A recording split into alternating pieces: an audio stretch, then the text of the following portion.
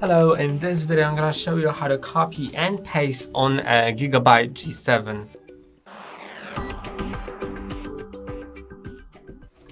In order to copy or paste, you can paste different things. You can copy and paste files, images, and by images I not only mean a file that's an image, but also you can within some image editors you can actually select a portion of the image, then copy it, for example in Paint, but you can also take a screenshot and it'll automatically get copied to your clipboard, and you can paste it into a message to send it somewhere, or into a graphical editor, or you can copy and paste text, which I think is the most common. So I'm gonna open the Notepad and actually let's work on some text.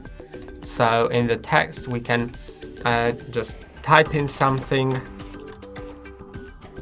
select it, right click on it and click on copy, or instead, once it's selected, click on Ctrl and C on your keyboard, and now you can click on Ctrl and V or right click and paste, and it'll paste it. You can do that several times, right? And also there's as a bonus, I'm going to show you a clipboard. So if you click on Windows and V, it'll open the clipboard. Once you turn it on, it'll start saving the history of your copied items. And it saves only a few, so not all of them will be saved, but just a few will be. And you can select to paste it. If I now paste it, copy something else,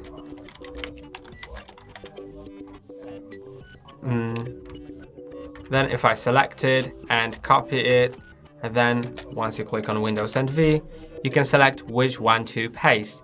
And if you don't want an item to get lost, if you don't want the item to disappear, you can simply pin it and it'll stay there until you unpin it. And that's all for today. Don't forget to like and subscribe. See you next time.